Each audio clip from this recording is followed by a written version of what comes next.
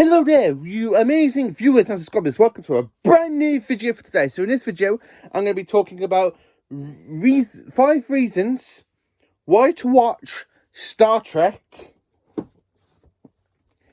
Deep Space Nine. Now, for me, this is one of the most important things about Star Trek.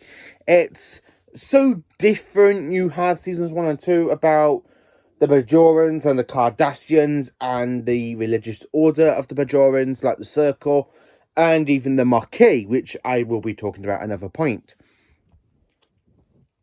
So, I'm going to say this for 5 reasons why to watch Star Trek Deep Space Nine. Now, most people will say, oh, but Deep Space Nine is boring, you got the first season's very, very boring. Not very, very true. You still have some good episodes. We do have Q, who I do think appeared in the show way too early. We also have the return of Captain Picard's love interest, Vash, and some other stuff as well. So, during into the first reason, the first reason, which is from season 1 to 2, from stardate 46379.1 to an unknown stardate, Commander Sisko and the rest of the crew of Deep Space Nine are literally stuck at the station with a few runabouts that can go off to the wormholes, scan for life forms and stuff. But that all changes during the Jem'Hadar when they go to a planet for a camping trip with Quark and his nephew Nog, with Jake Sisko and Benjamin Sisko, until the Jem'Hadar basically captured them, and then they go and fly into the USS Odyssey and making it blow up. But from stardate 48212.4, aka the episode called The Search, Deep Space Nine gets a brand new starship called the USS Defiant, which Captain Sisko pulled out of mothball because it was designed to defeat the Borg. Unfortunately, it does go against the Borg in First Contact, and it doesn't really last pretty much, not really well against the Borg, but against the Dominion and the Jem'Hadar, it does last pretty well. So after season 3, you kind of get them going off into the Defiant, searching off for new life forms. But during a point in season 2, we kind of see an epic battle between the Maquis freighters and the runabouts, with Captain Benjamin Sisko trying to stop the Maquis.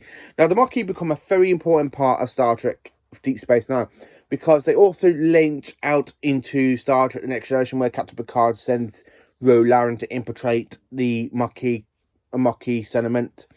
And of course, the USS Voyager is also sent to hunt down a Maquis ship with her security officer in it, Commander Tuvok. So the Maquis do become pretty much an important thing of the Federation. Now, if you don't know what the Maquis are a representative of the Federation treaty with the Cardassians. They weren't very happy with the treaty, and people who aren't happy with treaties, they go on a rebel stage and start fighting against the Cardassians, and they do attack a few Starfleet vessels because they claim Starfleet gives them no opportunity, but who knows. Now, I have to say this, Deep Space Nine actually ran from 1993 to 1999, from the 3rd of January to the 26th of May, if I've got that right, on my list here. So we've got 7 great seasons, 7 fantastic years of Deep Space Nine. So I, for one, love Deep Space Nine. Now, reason number 2, because of the Dominion War. Because even before Star Trek Enterprise came out, with the Cindy War, we had the Dominion War, and this is the very first time we see the Federation in a massive conflict. Now, we have heard the Federation at war with the Klingons in the animated in the original series, and a bit of the animated, with the Romulans in the Romulan Earth War, which is supposed to be set after Enterprise,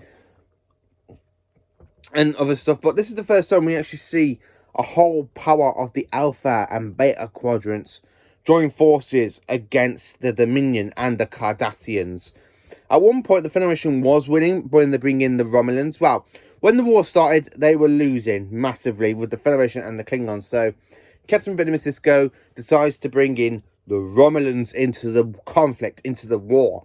And then after that, after there's like a little bit of a power with the Romulans, the Klingons, and the Federation attacking with winning the war, until the Dominion end up bringing in the Breen. Now, the Breen have been mentioned in Star Trek before, either in the Next Generation, but they were never actually introduced until Deep Space Nine. I don't think. It's been a while since I watched Next Generation. I don't really remember a Breen episode of the Next Gen, but they have been mentioned, and this is the first time I can consider we actually saw the Breen in season 7.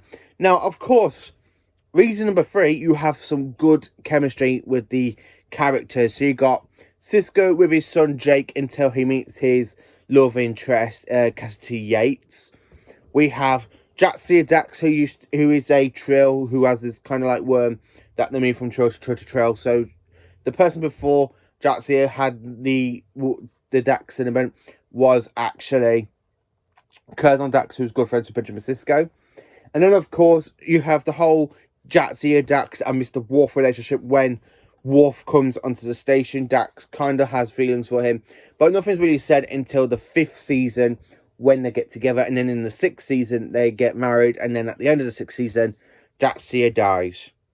What a tragedy. And then, of course, the Dax is actually put into another Trill named Ezri Dax. And that's the last season 7. Now, the chemistry between Odo and Quark, even though it's like a little bit of banter, they both hate each other. They hate each other to pieces. And you get a kind of a good dynamic with them, especially when Odo is there, like, trying to take Quark to a prison and a crash on the planet. And it's basically Quark that saves them, because Odo has actually been turned into human. Now, Odo is a changeling from the Gamma Children, aka the Founders, who create the Jem'Hadar and the Dominion. But Odo didn't know any of this at the beginning, so I actually do like this. Also, we have a recurring villain race known as the Cardassians in Deep Space Nine, which really appeared in the Next Generation in the 4th season, when you're trying to get them talking about the peace treaty that they made after the border wars with the Federation and the Cardassians. And even some people who fought in the border wars, like Mr. Miles O'Brien, who saw people die in that war. Yep. Even though it has the Cardassians leaving Bajor, and the Federation just comes, swoops in, trying to help Bajor, it's another kind of a good supplement Deep Space Nine is. The only thing about it, I do think in certain episodes, you do feel a bit of a religious theme coming in with the Bajorans, with their beliefs and stuff. And don't forget though, Captain Sisko is actually their emissary to the prophets, because after he goes and fights Dukat in the caves of fight in the chasm where he's fighting against Gul Dukat, because he's the emissary to the Par race. You got Sisko, who's the enemy of the prophets. So they literally have a big massive fight, and Sisko joins the prophets, and he says goodbye to his wife, Cassidy Yates, and he says goodbye. And then you have that massive, good, fantastic scene where you have Jake Sisko with Kieran and Reese looking out the window, and the station is just there. You got it kind of pulling away from camera. Of course, you do have some good things, like I have said. I have got the model down here, just bear with me. Deep Space Nine, we do get the USS Defiant, which is a prototype. This ship was designed to defeat the Borg, and it was the very first ship to arm with quantum torpedoes, not normal from the standard torpedoes, but far away advancement from the transmit torpedoes that Voyager brings back from the future in the last episode called of Star Trek Voyager Endgame. Now, I absolutely love the design of the Defiant. I mean, it's very sleek, very small, and it was designed to battle the Borg until First Contact. It did kind of become a bit of a wreck.